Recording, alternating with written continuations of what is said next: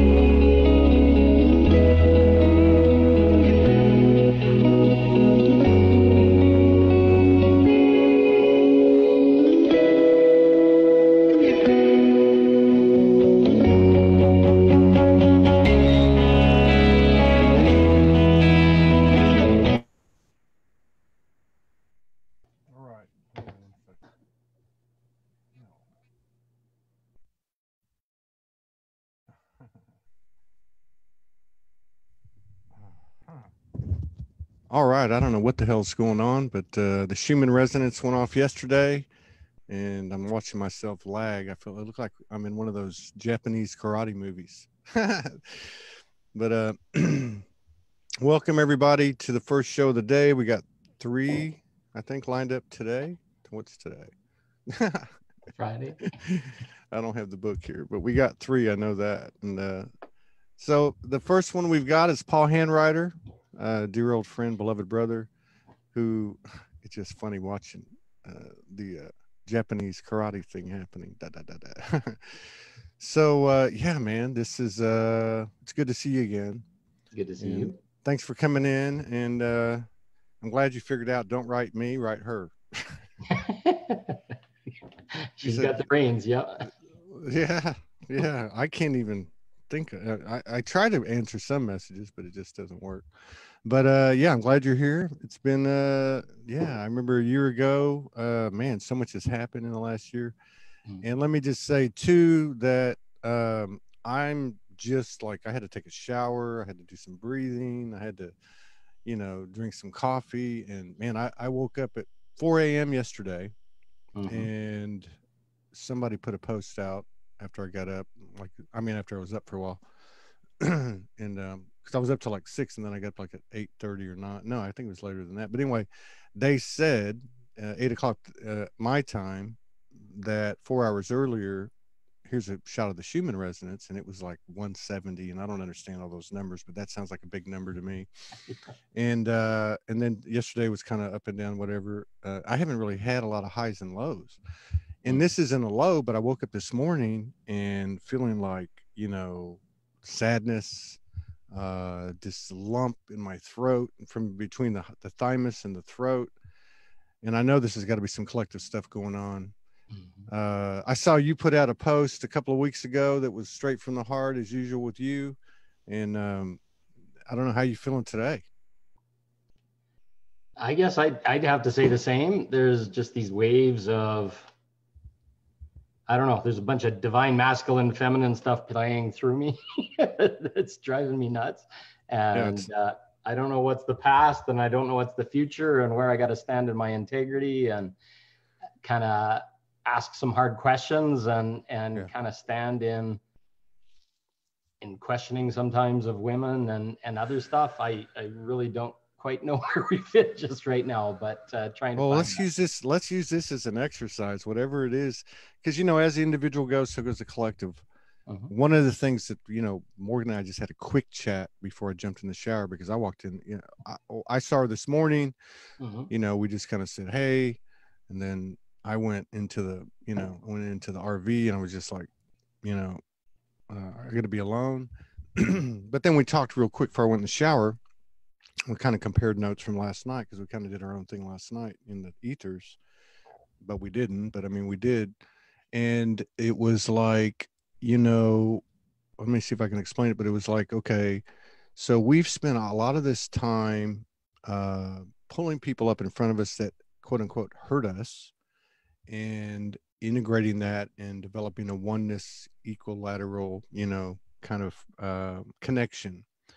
And what she was getting, and really what I was getting, after we compared notes, it kind of fell in line for me, was that we were basically put in their shoes, you know, through dimension last night, dream state, and conscious thoughts, put into the shoes of the other person and seeing how they were hurt from their perspective, you know, which we would never be, you know, well, we would be less inclined to be aware of, let's say back then or before. So, you know, what we got or what she got, because, you know, the feminine seems to be the transmitter. She received that these things were so profound where we hurt people regardless of, you know, because we don't ever consider their journey. You know, if you've got for instance, a child molester, what happened to them in this incarnation and what ancestral lineage are they carrying in? And so what she got was that the intensity of even the memories were so, huge that the human can't handle it. You know, the human can't handle it at a conscious memory, recollection, because it would literally drive them to like suicide frequency. And so that it's coming in through or being released through the body. And so, you know, there you have the uncomfortableness and all the stuff that we're all feeling versus having to actually relive this stuff, you know. And I kind of equated it to, and I'll hand it back over to you, but, you know, early on in my awakening, I did a lot of soul, I don't know what it was, just like soul facilitation of people that I knew and didn't know that had disincarnated, you know, had transitioned.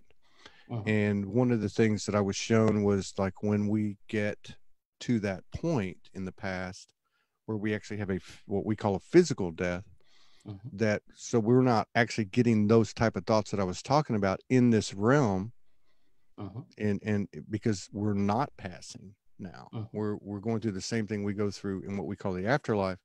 We're not passing, but in those situations there was a whole team of family, you know, with the recently transitioned soul, who was explaining to him, hey, you were on earth, hey, this was an illusion, hey, this was a lesson or expansion or a school or a playground or whatever the case was. So they had a team walking them through it. We don't.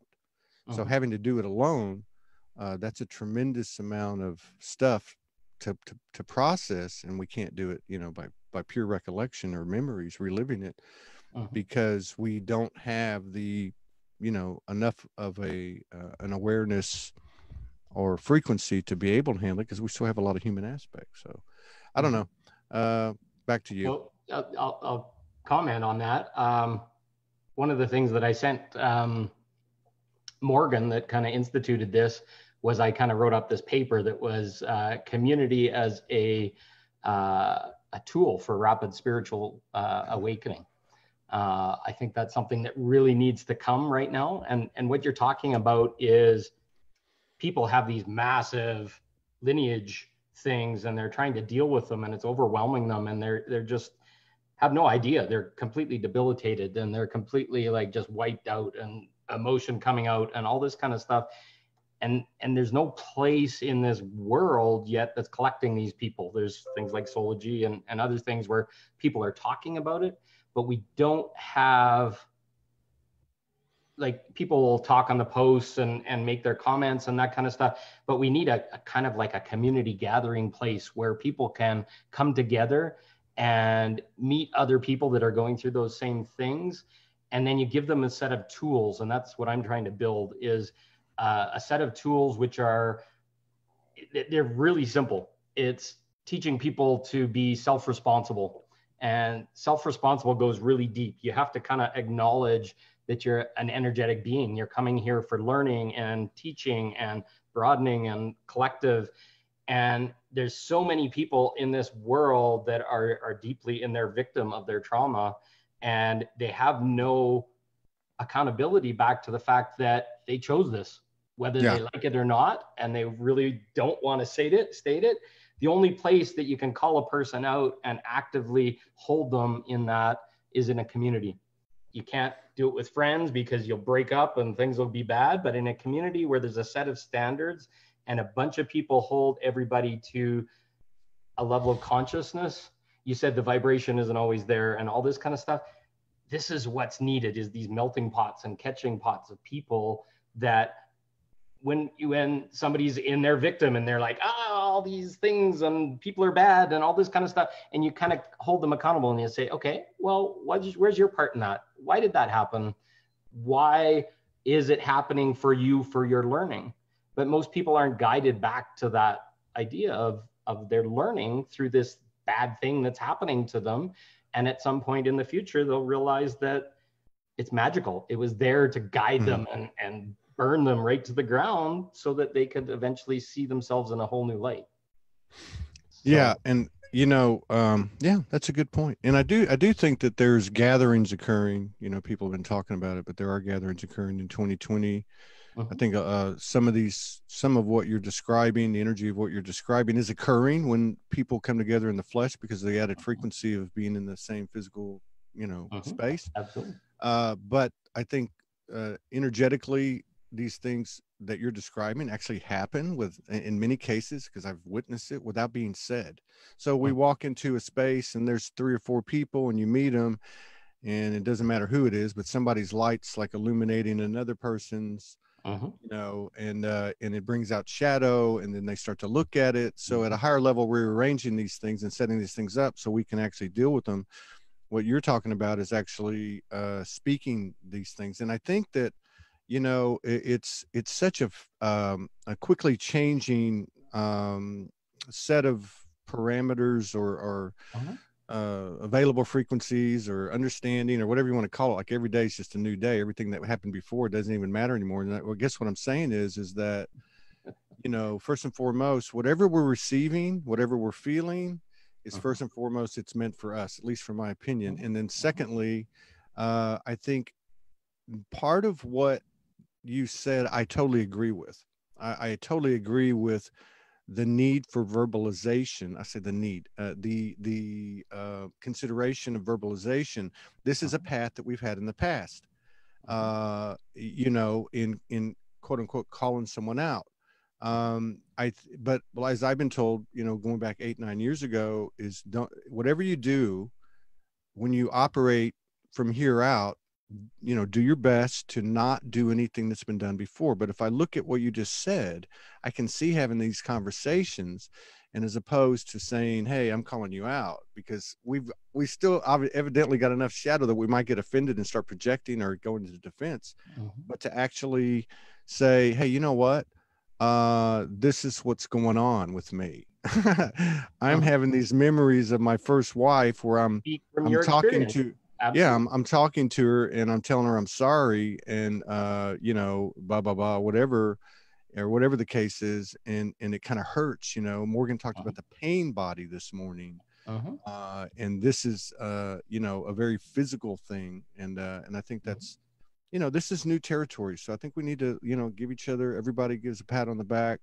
I totally believe that this is the year of collaboration and community. We don't come together to lick each other's wounds. We don't come together to project. We come together to say, man, this is where I'm at. I put my socks on the same way you do, among other things. And I'm going to read this quote from Morgan and then pass it back to you, because this is along the lines of what you're saying.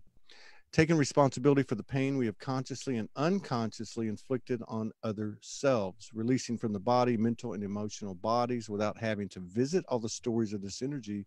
And to her point this morning, it would be too much for us at this stage in the game, because we don't have enough of a capacity to fully understand it, and the human would take too much of a beating, what I mean.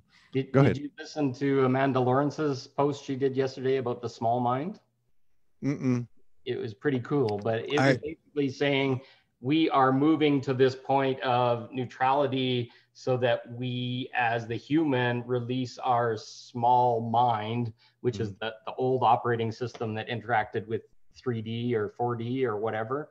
And we're transitioning into a point where we'll go into this newer mind, which is more heart-centered, and it'll transition us through all that stuff. The small mind is the thing that's attached to all the things about sexuality and trauma and pain and suffering and struggle. And it was required for us to be able to see the world through that kind of filter, to be able to have all those experiences and have all this growth. And we're now transcending it, is essentially what she said. This next little while is just a period of birthing our higher self, which cannot see the world through this small mind operating system. She called it the crystalline matrix, I believe. Yeah. And I think I read something Sandra Walter was put together today or yesterday, and it speaks not in the same exact terms, but it speaks to, I guess, where I'm going with it. And it seems very much, especially recently in the last, few weeks, that the, not probability, but that the, that the reality of a lot of this that's coming in, although it is personal, is very much obvious to me that it's collective. And what I mean by that is that it's happening. Like everybody's revisiting their wounds or their unconscious actions towards others, where they hurt someone and had no clue because we could not see their perspective. But what I'm saying is that it's to be conscious of what's happening. It seems like we're starting to get it. Like, this is going down right now. Everybody's, put your seatbelt on. It's okay. This is a good thing. And then there's the individual who can actually go through it with more ease and grace, or or not, but I think the individual can control some of the intensities by Don't basic. you see things like lineage trauma and stuff like that showing up in your body, and you have no idea what you're dealing with, but it's your grandfather and your great grandfather, and you start looking back 7 to 10 lineages, you could be up to 100,000 people with the size of families and other stuff that you're dealing with. You've come here to deal with. So really, that collective is your personal collective of in your genetics, but then you're also dealing with what you're seeing in the media and what people are talking about and all this kind of stuff. And it's all coming through you to be grounded and let go, so that we don't have visceral reactions to it anymore and then propagate it. We're just choosing, like, we're doing the transmutation every single time a new wave comes up. You woke up with some pain and stuff in your body. 9 times a day sometimes that happens to me, and I don't know what it's for, but you just keep letting it through. You just keep letting it through, because it's not helping anyone. Well, I think the key is, for me, is, because you mentioned, what's going on in the world. And I think about that, and I check in on that every day, because I just for, a couple of quick glances, just to kind of get some contrast here. Obviously, we can only see what level of light, above the 0 point, that we've seen the darkness below, the degrees of darkness below the 0 point, so to speak. And so I just try to keep that, to have that polarity aspect involved, so I can get, for myself. But what I'm getting at is what we're talking about, here in the beginning, is really the priority. The priority really is, keep your own counsel, to thine own self be true, honor, respect, and love, and revere yourself as a priority, because the global stage, we all know the external is going to reflect our internal frequency, and it is a distraction to like anything can be, but it's a distraction at this point. If we're looking for results of a collective awakening in the external, to a point, that's okay. But if we're looking for it to give us foolproof evidence, then we're not focusing on the priority that you're bringing up today, which is to stay vigilant with yourself, because this is the greatest contribution we can make to the collective. Absolutely. We're here everybody's creating this reality within them based on their experience and their past, and then we're interacting with reality and we're all believing that everybody has the same frame of reference, but they don't. You've all brought it up from different woundings and childhoods and your parents and grandparents. None of those things matter. It's just all going back to love. It's just going back to love and getting yourself back to this centered place where there's no reaction. You're not angry. You're not projecting. You're not anything. And then it gives that calm space so another person can be held while they release their side of that same trauma. Because you can't deal with both, right? It's all there all the time.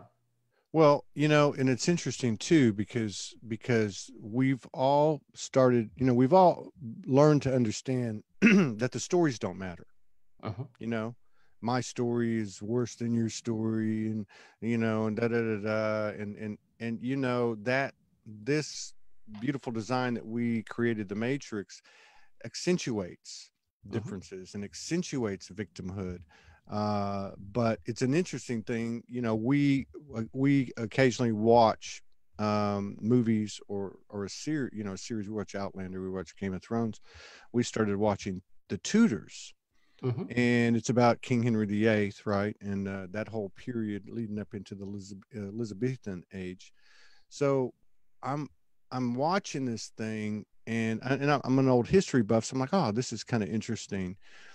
But what really stands out for me as I'm sitting here with you is watching this historical account of what the perception and / control mechanism effect on the perception of the people, of the populace. These were people who were looking at a king or a queen as a god. Last night there was a part where the king sent out a proclamation, a message or a letter to the populace, which was kind of rebelling because they were taking away the church and all this stuff. And he said, you people are simple and uneducated, like we are superior. And people actually believe this shit. So the reason I say that was 500 years ago. And the apple isn't going to fall far from the tree. You know what I mean? So it for me, it's not like, oh my God, it's more like, wow, we really went deep, and so I think to a point, the story, for me, the story of that historical period and watching it over the last few days to kind of process stuff, in ease and grace, brought that revelation. We've come a long way is what I'm saying. We've come a long way. Look behind that and look at the traumas that were perpetrated on people at that time. They were just taken and beheaded and whatever. That's all in our history, and that's all woven into all of our collective experience. And it brought us here, and that was pretty dark, scary shit. Yeah. I mean, but now we're in a world where similar things are happening. We still have police, and they're kind of like the dungeon master or whatever, and they lock you up and all this kind of stuff based on laws that were made by those same kings and laws and lies. But Morgan said that last night, when I mentioned that same comment to her, or this morning, she said, well, think about it. We're carrying all of that in our body collective. You know what I mean? And so in our bodies, I should say, in our bodies. And now let's say we're at the physical level now, the last body to come into alignment, which contains this pain body and all this stuff that we're talking about. Now, I did get last night when I went to bed, I guess this was all in my field. And so, I don't really, I don't have an issue with, coronavirus and, all the secret space and all that stuff. To me, it's a distraction, because it's going to take my focus off myself. But what I got was, I thought, well, in that space where I was, talking to the universe, so I wonder if something is going to happen, like something really big that has a physical characteristic, not just the internal stuff, but like a natural disaster. But I don't know, because what I got, and I'm not saying this is gospel, I'm just saying what happened in my communion was that I was basically told, that's up to y'all. If you want to continue to focus on that, because what you think about is going to come to manifestation, you Mm-hmm. know, regardless, conscious, unconsciously, what you continue to think about. So that's basically the message I got, which was, it's up to you guys. You know, Mm-hmm. how do you want to ride this thing? Do you want to go with ease and grace, or do you want to go down a bumpy, rocky road?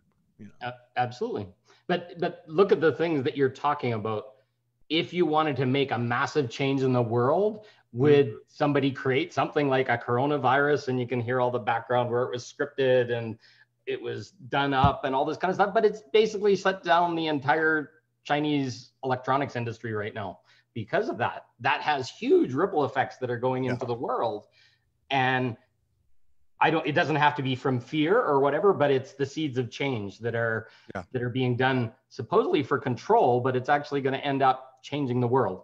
And how that's going to happen, how financial systems are going to get mangled up for a little while, all that kind of stuff really isn't within ours. And all we can do is just kind of smile and transmute what shows up. And exactly what needs to happen is going to happen, no matter how hard we put stuff on Yeah. it or that kind of stuff, right? Yeah. Like Yeah. divine But tools. yeah. Two things. One, I look at the, you know, if you look over the last few years, I remember like there'd be a major hurricane, like category 5, Mhm. you know, catastrophic, apocalyptic hurricane headed towards Florida, or wherever. And you would see these messages come out. Let's have a meditation. Let's send our energy. Let's move, you know, move it into the ocean. And I saw it happen with earthquakes. I saw it happen with lots of things. And I think the collective affected that. Mhm. And then I think the other thing is, you know, these things that the degree, well, from our perspective, what is catastrophic? What is, like, you know, doomsdayish? Mhm. We might be actually achieving that and anchoring that or converting that or transforming that or whatever the words are by something like we're doing right now. I mean, how do we know? We really don't know. So We stop a forest fire that cleans out a whole forest, and then a year later, it's the most lush, amazing place yeah, that happened. That's what we're talking about. yeah. There's those pictures somebody was on from Australia when they had the fires, or they were really running, or it was after, and they had some pictures of, I think it was like 30 days later, and we're talking you know, it's kind of like a desert, you know, Mhm. arid type of area, Australia, Mhm. and I think it was in the Queensland area, but because, which I think is a little bit more tropical, but there were burnt plants sprouting green Mhm. leaves, you know, and new branches and such. So There's yeah, literally pine cones that cannot sprout themselves unless they get like a 500-degree fire. It yeah, melts the resin and then all of a sudden creates it. So yeah, nature and the divine has created all these mechanisms to, out of the clearing and the space now, because nothing could breathe before, it couldn't get light. Now all of a sudden all these new plants that weren't existing before are showing up.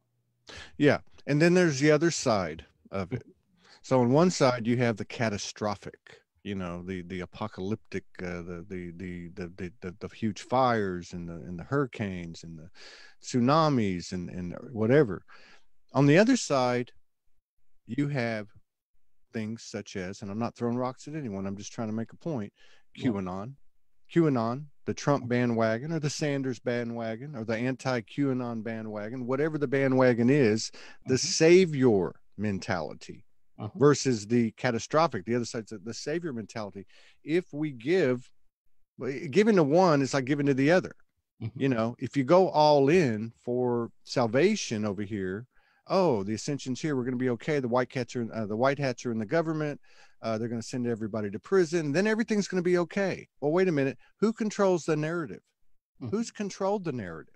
Mhm. You know, but I'm with you. I think anything that's done from an intention that it maybe not be nice, or maybe it's controlling, Mhm. I think there's another side to it, and that's what's coming into play. That is the conscious awareness of the collective that's driven by the individual transformations that compose that collective.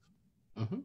And I think people really just, as they're seeing it, they just got to keep letting it go through their chest and ask for the best possible Mm. result. And we can't possibly know what that result is or what that path is. It's so far out of our personal expected reality. We just got to allow and Yeah. just surrender right now, because magic will happen when we permit it to happen. But when we see it through, it's got to come through trumps or different ways or mechanisms or whatever, we really let the magic disappear, and it's refined. But the more people that are on here and talking about it and saying, I love this, and it's gonna somehow create something amazing, is exactly what it needs to give it its momentum. Yeah. And there's a lot of stories since 2012, a lot of, even before that, people, for instance, come on the show and talk about their own transformations and experience. And I remember 8-9 years ago when I hit the streets, there was a lot of, as a lot of people know, there was, like everybody else, and mine wasn't near as bad as everybody else's, but, the traumas, getting over the traumas, the hole in the heart, the guilt, the pain, the shame, the blame, and all that stuff. And I remember one of the things that saved me, one of the many things, was what you're saying. And I remember, because it was a personal universe, it was a personal, the closest circle. It was children and spouse and extended family and persecution and traumas and deaths and breakups and incarceration and, addiction and all this stuff. But I remember in communion, as I walked many, many times, saying, and I'm not saying this because to give myself a pat on the back, I'm saying it's what you're talking about. And I would say, okay, there's me, who's homeless, doesn't have any money, everybody hates him, I'm on probation and all this stuff, right? And then there's this child and this ex-spouse and this relative and so on, and all these other people involved. And I remember one of the things that saved me was, it was, I guess, an affirmation or a prayer, which was, here's everything, and from the heart, I simply pray for the best possible outcome for all involved. And that worked like magic. It really did. Because can I just take a second right here and congratulate you for what you went through and how you stood up and the amazing path that you found, because none of us are being given that as light workers or whatever. We're destroying our 3D lives and giving up and feeling like a failure in all these other ways that society judges us by, but we're doing the most freaking amazing, loving work for ourselves. And we need to learn to celebrate that. And what you did, not a lot of people can do, and you need to be recognized for that. And I've done hundreds of things that I haven't been able to talk to people about, and I'm so proud of, but there's no mechanism to state them or whatever. And it's not about ego and I did something amazing. It's about sharing that story, so you give permission to somebody else to do that exact same thing and take it out of magic and special and move it into, this is the real process of fucking, excuse my boots on the ground, growing up and becoming a real being. Boots on the ground. Yeah. Boots on the ground. Every bit of your darkness and your unhappiness and whatever, take responsibility for it and make that little step. And when you don't know what that little step is, you may say that prayer, and that prayer comes in, and then you just trust, and then new stuff comes. Community comes into your life. More and more people give you that trust, recognize you for all those things. This is what we're building as a group. And this is what Soulogy does. And all the people on Soulogy, that post that you talked about where I spoke, it gave my dirty, messy processes of breaking down my marriage and my life and getting bankruptcies and all these kinds of things. And it gave people a light that they could say, frick, I'm going through those same things. I'm not crazy. I'm not bad. All my parents, all my friends, all my community people that are 3D are calling me like I'm a failure and I've done something wrong and I should be doing different and I should be remortgaging my house or doing something. And we're knowing that there's something better and we're choosing it every frigging day, even though nobody's recognizing us for it. That's freaking powerful. And everybody on this call has to really look and understand that. And then they'll start to realize that it's all worthwhile and we're all supporting each other. I just feel that so powerfully, that so many people are beat up and tired and exhausted. And you're the one telling them sometimes, I don't know what the hell's going on. Why is my energy feeling like this today? And why is the whole collective feeling like shit or whatever? You're giving that, whether you recognize it or not. It's someday I got to tune in here and find out why I feel like. So, you know, and I wonder too, at some point, I want to talk about sacred sexuality in a second. I know that's part of your purpose is the awareness of that. But I wonder, you know, I look at the stars, for instance, and I say, okay, why are you always in the same place at the same time in the season? Da, da, da, da, and I think, is this the code of the hologram? You know, and I'm having this conversation about a week and a half ago, and I'm hearing you can change it whenever you want to. So what I'm getting at is, I wonder how long, because if you think about it, and I understand that we're converting to a light body, and that we are too dense to take this photonic stuff in, to take this light in, and this code in. So this is what's happening. We're having to shed and peel and release to allow more space to come in for our own good, because the point of it all, as I understand it, is to actually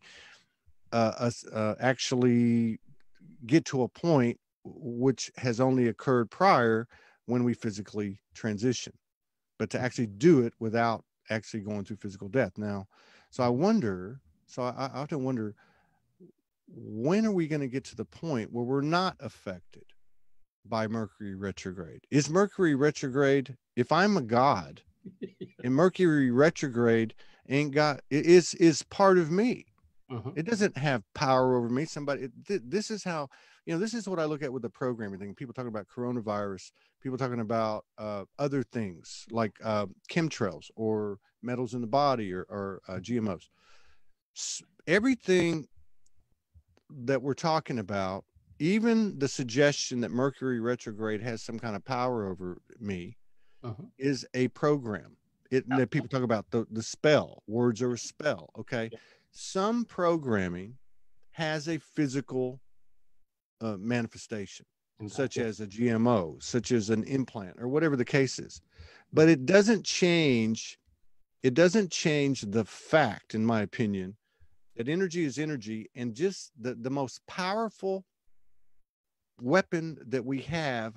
When I say weapon, one of the most powerful, maybe the most powerful vibration that we can emit, is the combination of, all of our, bodies and as close to alignment as possible, and then speaking, particularly in this realm, because we're fusing physical and non-physical, and the voice has a non-physical aspect. You know what I mean? So what I'm trying to say is, I wonder, by the same token, that speaking can be it's almost like our greatest asset, our greatest strength, and also our greatest liability, because we can actually do a lot of counterproductive things by the things that we say, personally and otherwise. Let's go back to your star analogy, right? Like the stars show up in the night sky, and this is Vega, and this is Saturn, and this is Venus. If you really look back, every single one of those was a belief and a creation from someone.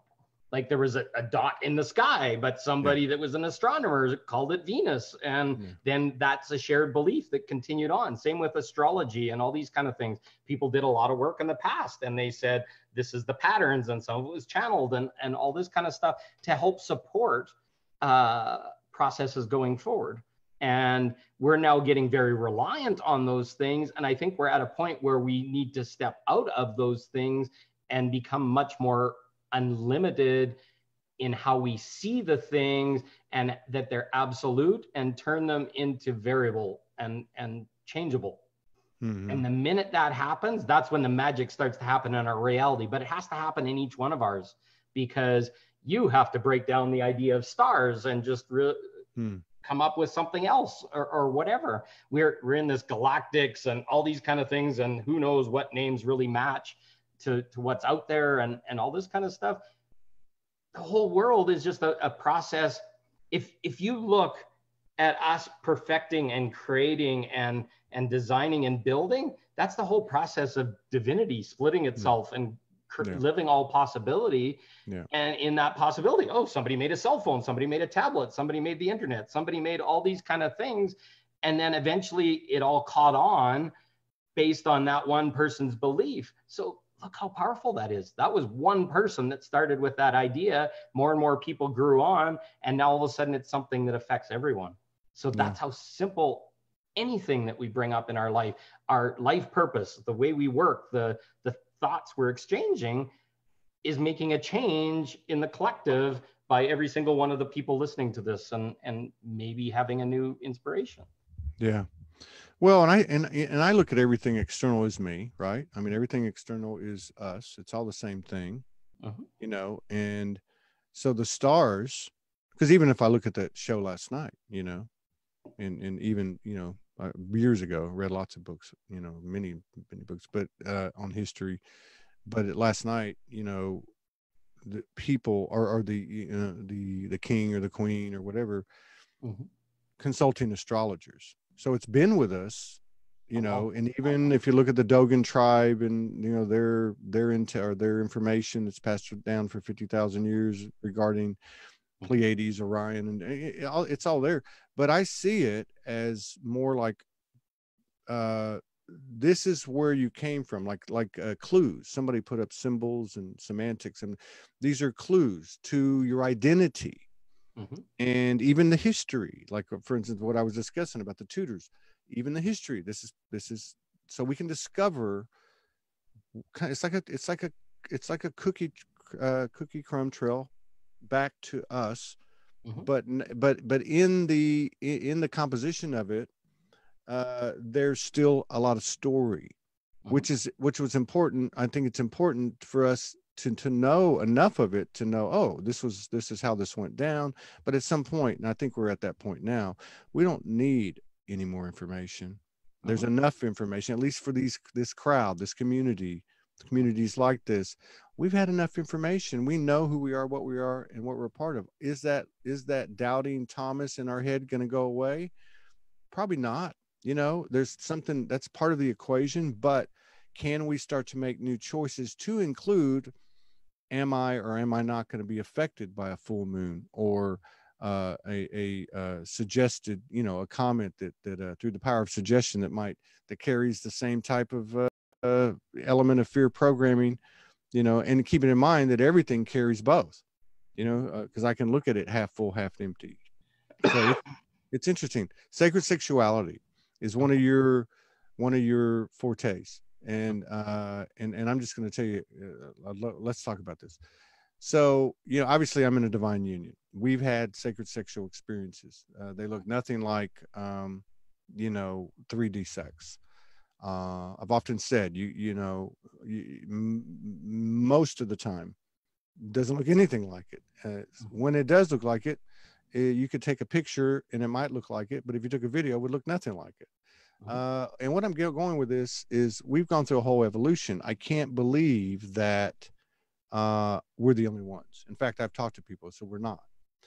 I guess what I'm getting at is we've all come to the point where we understand that our power in the physical slash non-physical is best defined, or best at the core of it is in our sacred sexual power, Mhm. which we all know was the primary focus of the distortion, root chakra, root of the whole tree and all that. I'm convinced now Mhm. that we cannot, no, I'm going to go on, I'm just saying, it's my opinion. I'm convinced that we cannot enter the realm of sacred sexuality and the degrees of sacred sexuality and the expansion of the power source that is the free energy of the universe, which is the soul. Mhm. We cannot enter that realm, in that space. We can't even attract a like vibration until we've done enough inner work, shadow work, releasing, whatever it takes. Mhm. I think that this is if you look at the collective body, Mhm. it has a root, it has a crown, it has everything in between. It has the same, oppression or distortion of the root chakra, and Mhm. that this is huge. To me, this makes the sense that if the physical body is the last part that's coming on board to align with all the other bodies for the work that we've done prior, then what's the root of the physical body? You know what I mean? What's the root of our power? And I really feel like that sacred sexuality is going to take on a whole new meaning and definition and impact on our lives in this realm and in the universes, the multiverses, because of the journey that we've had and how deep we went. Well, I just wanted to say that. So I agree with you. I would say what's to come is sacred sexuality is becoming a healing modality for people. It's a transitional phase where they can work through their shame and guilt in their physical body. And if you want to have somebody bring up their trauma and their pain and their suffering through orgasmic energy and opening the body fully, you can do that very, very rapidly. I haven't seen another healing modality that can tap in and have a person that's deeply, deeply in trauma and have a partner hold them in space while they're crying and screaming and orgasmic all at the same time, and see them heal. And then some alchemy and some burning away of the dross of the person happens through the physical. And then as they get more and more conjoined in the physical, that stuff that you're talking about happens, right? You start merging energy bodies and you start sharing orgasmic energy for purpose and manifesting with it and starting to feel universal. You have your orgasm and you move up into time and space and you're astral traveling and you don't even know what the heck's going on. And you start getting into these other energy chakras and energy centers that are part of your body, and new joy and excitement and cleansing and transformation in your body happens. None of these things can happen. There's not enough energy in an act of giving somebody Reiki or sitting in a circle and talking about it. Our orgasmic energy and our sexual energy and our sexual abilities have been suppressed for a very important reason. You're seeing it. You're going to levels and feeling experiences in your body nobody else is talking about, nobody else is feeling, because you're going in spaces that haven't been allowed for. And I think that, we certainly have whatever's been accomplished up to this point, be it this lifetime or the previous one or whatever, off universe, whatever. But I'm a big believer that we get to this point, like I was saying earlier, where we have enough knowledge to understand it. We don't have to know the whole thing. We got the footnotes. And so as we cycle back around for the billionth time, each time we cycle back around and reach a certain level of awakening, we start to expand the previous Akashic or the previous templates. And I think that's part of it. Part of the reason we haven't been there is because it's never been there to be. There's never been a book written on it. You're expanding experience, or it happened so far back that it was never shared. It was through whatever. It has to be explored and it has to be understood, and then it has to be talked about. Yeah. Because absolutely, shown that place. Yeah, I think that I look around at some of the people I know, and I don't know. And I'm always talking about this from an energetic standpoint. I mean, obviously I'm not, because I've got to use some kind of literal example, but all I'm trying to say is it's become very apparent to me, and I got to believe it can't just be me. At least there's a percentage that will go the same path. I don't know how it works, but I just see that it's kind of like sexuality to me at this point. It's not a priority. It is and it isn't. It is in the sense that it's not the go-to. Yeah. It's everything that needs to be cleared, then you can go to it. Not an urge. It's a building, a creation. Well, what I mean is it's like celibacy. I'm talking, no masturbation, no nothing. Now that sounds pretty provocative and all, but what I'm trying to say is I believe the energies are pushing us that direction, because if you look at the patterns, if you look at the behavioral patterns, Uh-huh. If you look at the loops, if you look at the traumas and the pain and the suffering, where is it all rooted? It's Uh-huh. it's pretty much all rooted in the taboos of sexuality, Uh-huh. in the victimizations in sexuality, in the molestations, in the from a human perspective, the horrific things affecting our sexuality, the traumatic sexual episodes Uh-huh.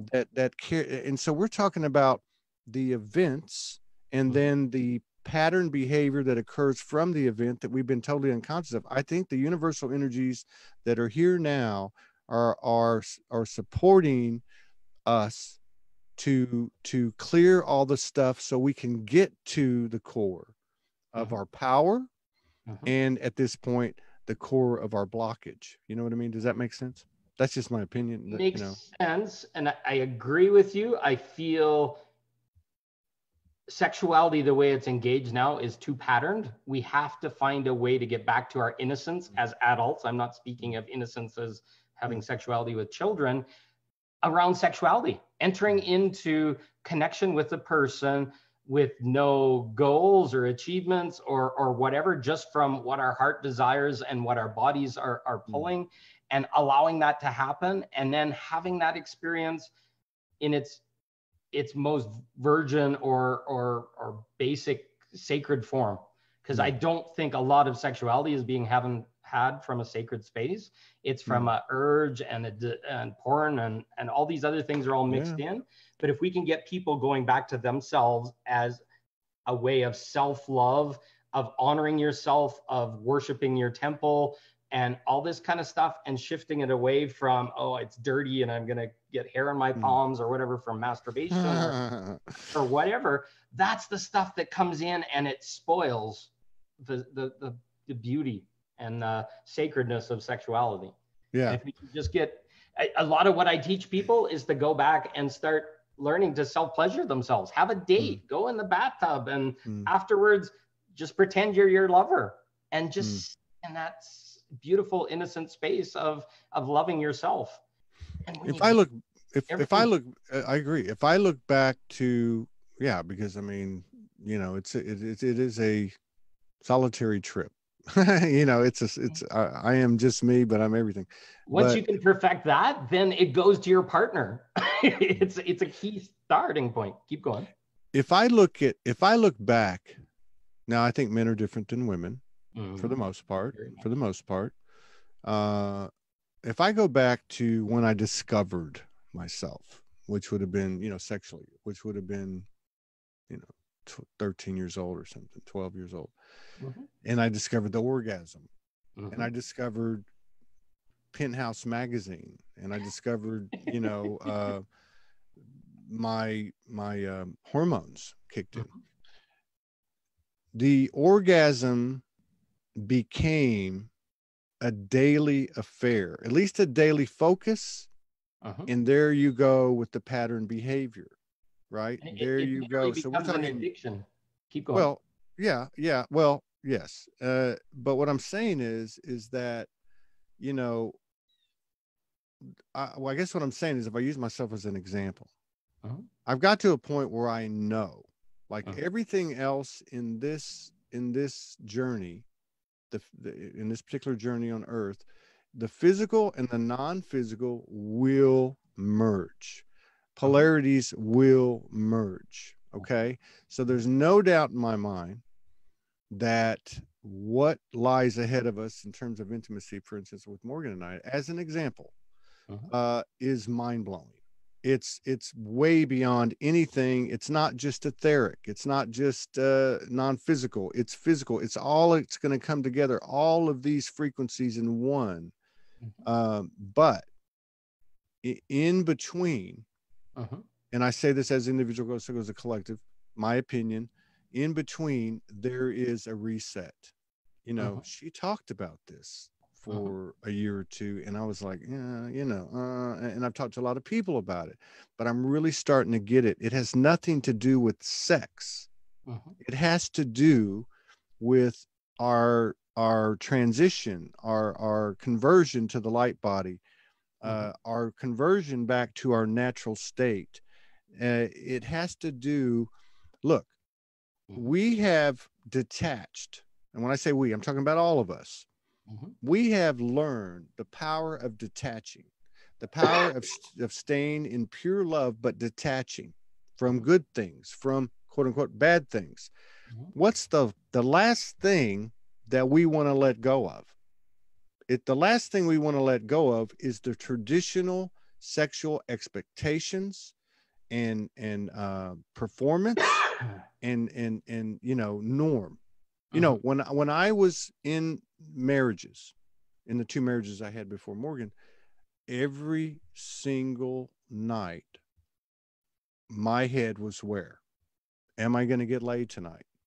And then if you go deeper than that, you say, and you start to examine what you say, what you do, everything is leading up to that. Everything is, I'm trying to get in her pants. You know what I mean? Now I'm saying this because this is how deep this stuff goes. If we want to be honest with ourselves, where is the biggest opportunity? It's in our sexual power, which is, again, both our greatest weakness and our greatest asset. And to polarize, not polarize, but to centralize those 2 polarities, I think a big part of what's going to happen energetically, now how that looks in the physical, in your life and other people's lives, and it's just my opinion, how that happens, but energetically, we have a reset, and I think that's a strong possibility, or a strong probability, that it has a level of celibacy, not just the individual, but as Morgan said, even the couples have a reset.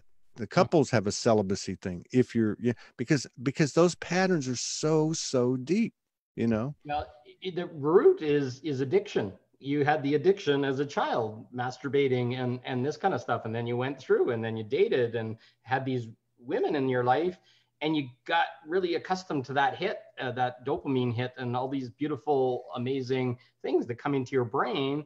And then it kind of flooded into your relationship. It wasn't about love now. It was about getting that hit of that thing in your brain.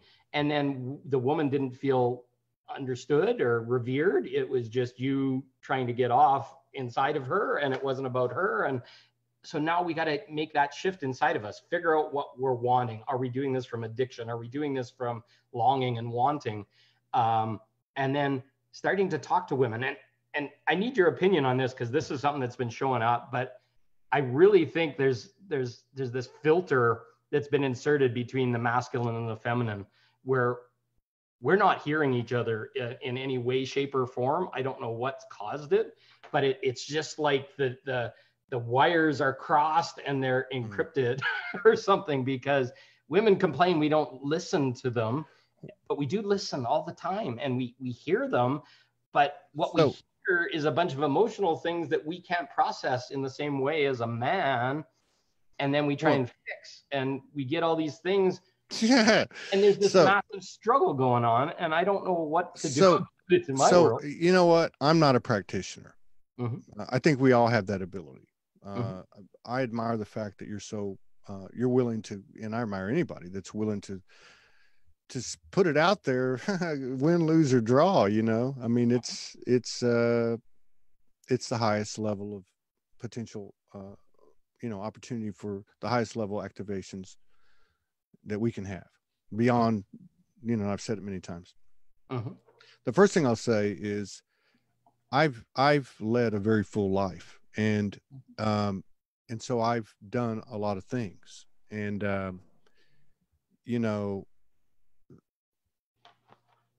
sex is the most powerful drug there is. Sex is the number one addiction. And you might think, oh no, well, I'm not, I'm asexual.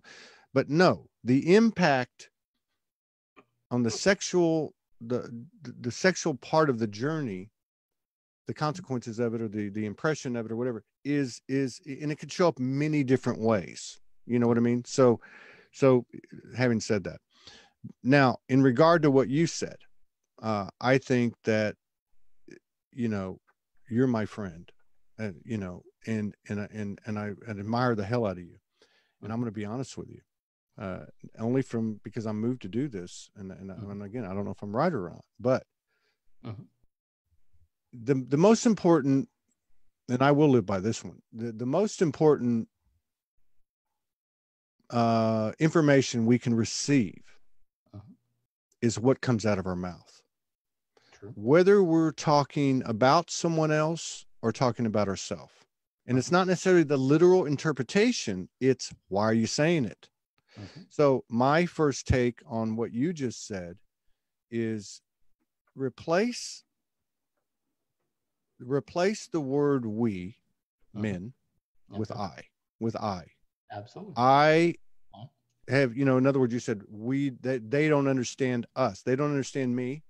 Okay. There's some kind of barrier in between them and us. Well, them and me, you Okay. know. So take it into yourself Mhm. and sit with that. Because actually, I've heard that same uh, thing from you before. One time, I remember, Mhm. and I'm in a different place now, so maybe I have a different perspective, and maybe this helps you, and I hope it does. But I really believe that you know what, you can go onto Facebook Mhm. and you can listen to people talk, me included, okay, and what they write, and and you can actually see what they're missing in themselves, Mhm. and that goes for me too, you know. I mean, that goes for me too. I might this maybe did a video 6 months ago or whatever, and I was this and I was that. People are like, "Man, why are you angry?" or da da da da or da da da da, and I'm like, "No, I wasn't." But then if you really look at it, doesn't mean the whole thing was angry.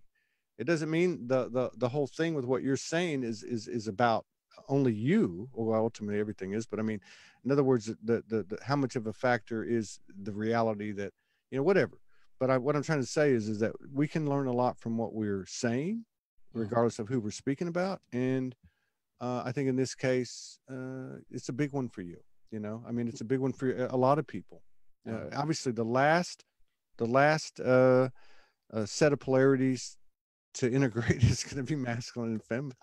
Mhm. So, it's a big one, and I admire the fact that you put this stuff out there.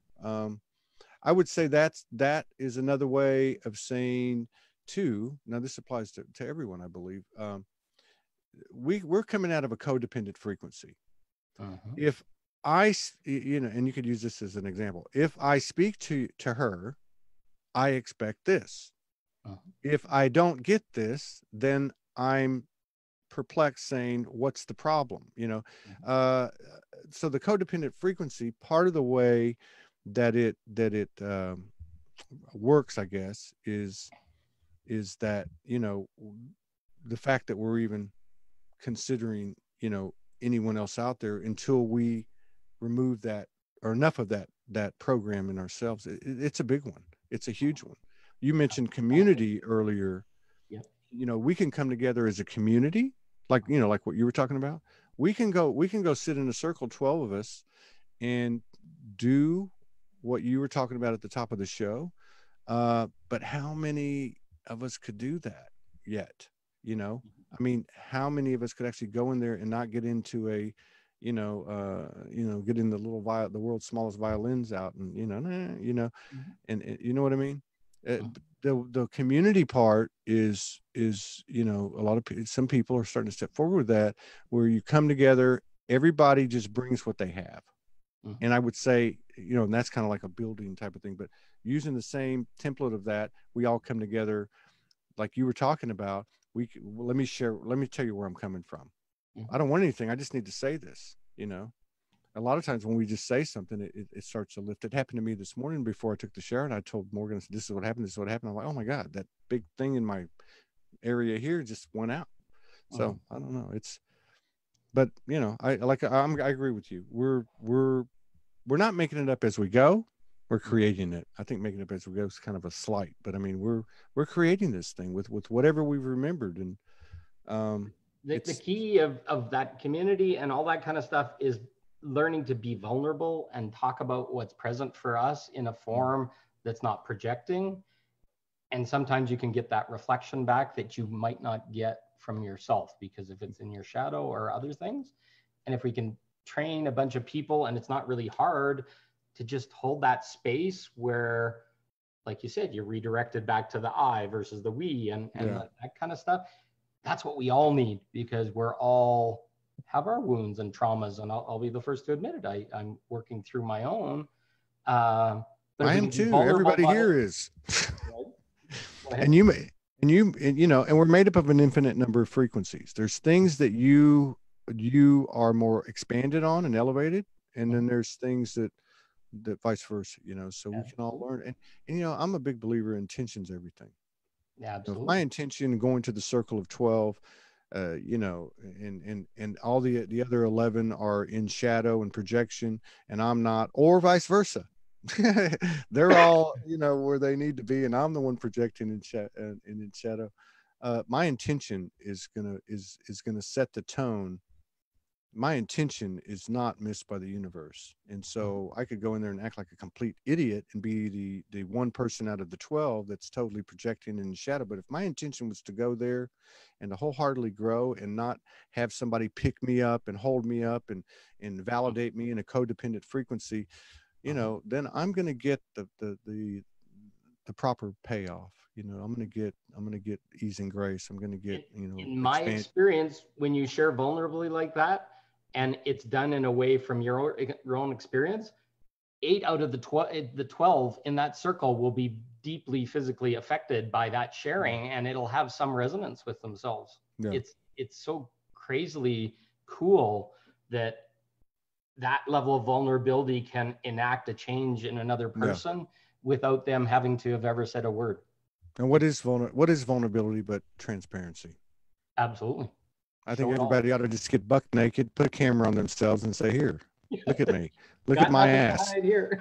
But you know, but yeah, I think that's that. I think that's what it is. I mean, vulnerability is kind of, to me, becoming kind of like forgiveness. What the hell's there to forgive? We didn't do anything wrong. None of us did anything wrong. This is a game. This is a university. And so vulnerability to me is kind of going in that category, kind of like earth love. A lot of times we share vulnerable things that we've prejudged ourselves on. And by saying them and allowing a new opportunity, we release that judgment and we heal. Yeah, and I'm not knocking vulnerability. I'm just saying that some things serve us to a certain point. All I'm saying is that you can use the word transparency. It might make you feel vulnerable when you do it, you know. But what we're talking about here is transparency. Absolutely. We're talking about transparency. We're talking about in a pure telepathic dimension, which this is becoming, or this is, and we are aligning with it. There's nothing, there's no stone unturned. There's nothing that we won't know about each and every person in our infinite supernatural, infinite capacity to pull, you know what I mean? So that's really, you know, that's really what it is. That, to me, I really like that word, transparency. I mean, there's not a greater way to me, there's not a greater way to, and I'm not saying I've got it perfected, because I don't. You know, I don't. You know, the other thing about transparency that it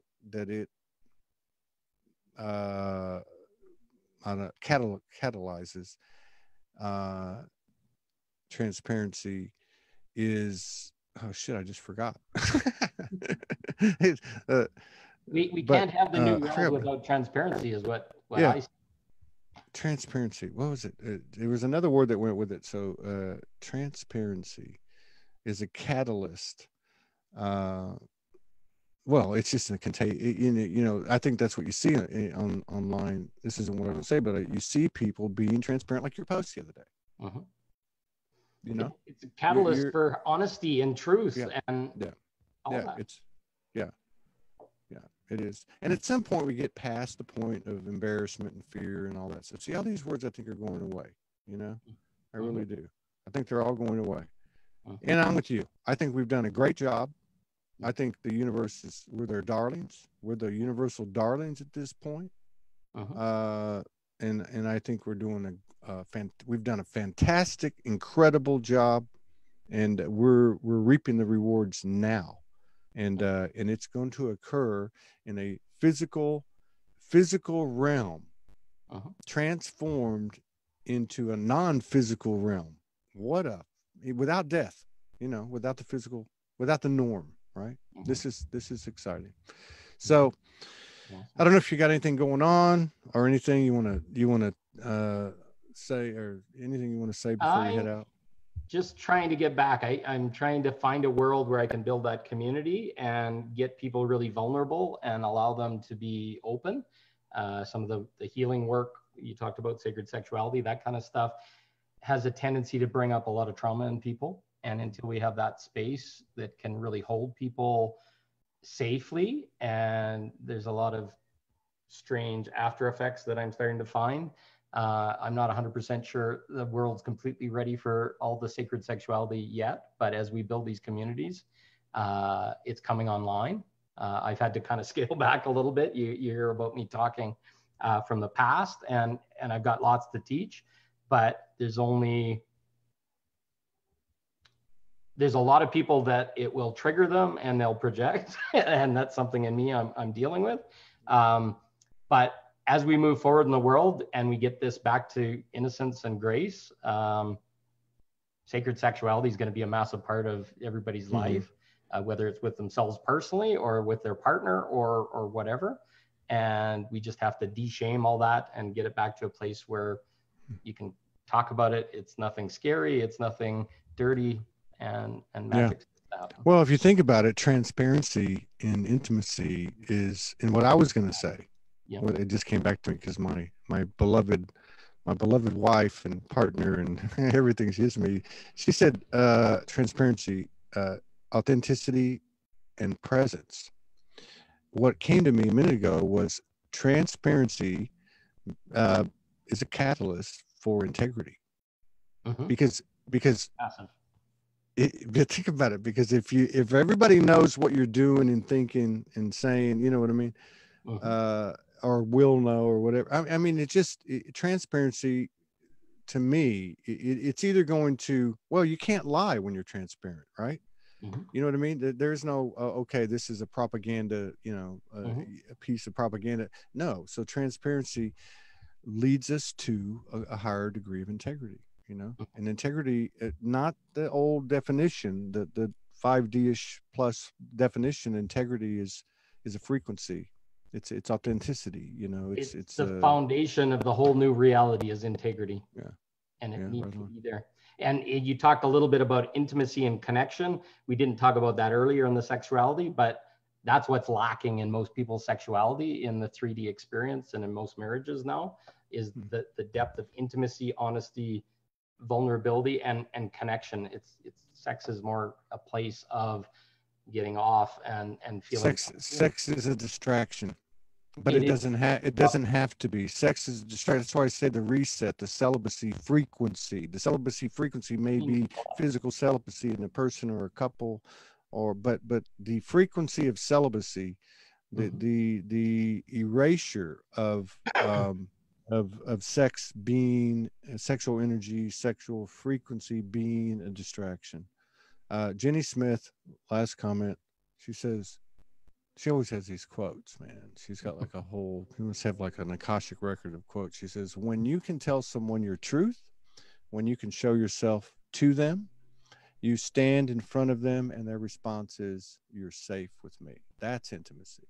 So if I look at that in the physical representation, we're talking about sex, I stand in front of, let's just say her, I stand in front of her totally transparent, naked, totally just, here I am. And then the other, you know what I mean? Then the mirror says, and vice versa. You're safe, Wow. All right, man. It's cool. Thank you. We got two, I don't know who's coming on today. I can't remember. We got two more shows. We have a 17-year-old kid I met at a conference, a conscious conference. Garen Zena. It's coming on in what time is it? He's coming on in 2.5 hours, but somebody else is coming on in 30 or 40 minutes. I can't remember who it is. Anyway, stay tuned. It's on the wall. Paul, it's good seeing you. You take care. We'll collaborate again in the future, again and again and again. I wish you the best always. Peace out. Peace out.